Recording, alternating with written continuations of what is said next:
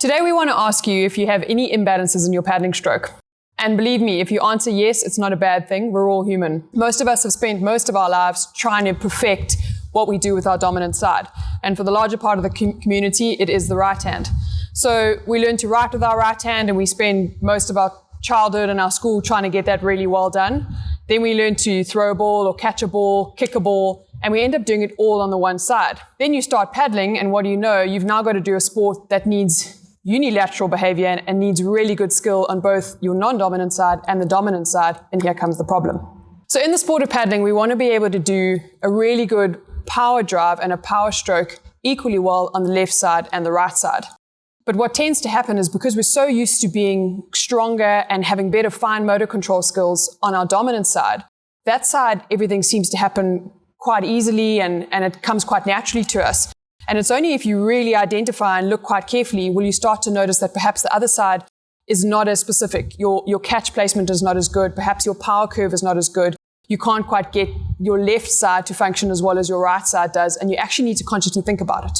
If this is starting to sound familiar to you and you've been asking yourself how you can change this and what you can do about it, this is what we want to do in this video. We want to try and help you identify if yes, you do have an imbalance between your left side in your paddling stroke versus your right side. Which is your dominant side, and then how can we get your non-dominant side to lift up to match your dominant side so that we can try and equal out that power curve as well as equal out your stroke. If little things like your one side of your boat keeps dipping during your stroke, if you find you can catch further on the one or put the catch in easier on the other side, that might be your non-dominant side.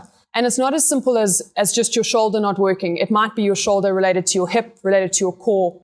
So what we're going to do is give you some of our drills to identify if there is an imbalance when you're in your boat. Give you some drills to try and test those imbalances in the gym where it's a little bit more controlled and static, and we can perhaps see if left is stronger than right or vice versa, and which groups.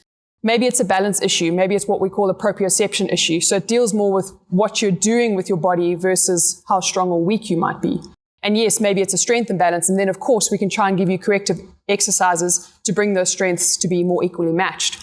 So once we've improved your fine motor control skills on the dominant side, your balance or your proprioception, as well as your strength, hopefully you'll start to even out that paddling stroke, and then we'll be able to retest in the boat and see if it's worked. If you'd like to have a look in your boat to try and identify if you have an imbalance, there are a few ways. Definitely a really good way would be to get someone to video you or to place GoPros on your boat to video yourself and then have a look at that or show that to somebody. The second option, which is quite a nice practical way, is to just do strokes on one side. So basically you want to have your Garmin or your whatever watch it is that you're using to show you speed or power, and you want to do some strokes on the one side and have a look at what that shows you, and then some strokes on the other side and have a look at what that shows you. And very simply, you may immediately see an imbalance. The other ways to do it, to try and see and to try and go deeper than just what's happening when you're on the water, because obviously there's a lot of variables in the boat that could change this, but you could go into the gym and you could do some simple strength tests. Now you can do these strength tests as a strength endurance test, where you maybe are moving quite a light weight, but you're moving it over many reps, 15 to 20 reps. And you want to do it on the right side and you want to do it on the left side and see if they are equal. And if you find you can move a lot more weight for a lot longer on the one side, guess what? That's probably your dominant side, and you need to try and help the non-dominant side catch up. So one of the exercises you can do in the gym to try and isolate a bit of shoulder strength and especially your anterior muscle structures is a very simple chest press, but with a dumbbell and single side only. So what I'm going to do is I'm going to take a weight that I think my dominant side, which is my right side, I would be able to handle relatively comfortably for 15 to 20 reps, and I'm going to do a set of 15 to 20 reps with that weight. I'm then going to change it over to my non-dominant side, and I'm going to have to perceive if I feel two things. One, that it was as easy or that they fatigued at the same place, and two, did I have as much control? Because your stronger side will generally have a much smoother motion and take longer to fatigue. The weaker side may fatigue earlier and may also start to S-bend and jiggle around because it can't actually control the weight for that long. So those are the two things you're looking for: fatigue index and your control. All right, so the way to do a single arm bench press with a dumbbell is quite simply to lie flat on your back. You want to then grab a weight that you think would be good for you on your dominant side for 15 to 20 reps. And of course, I'd recommend you start lighter. You can always do a second set if it wasn't heavy enough. We don't want to cause any unnecessary strain or injury.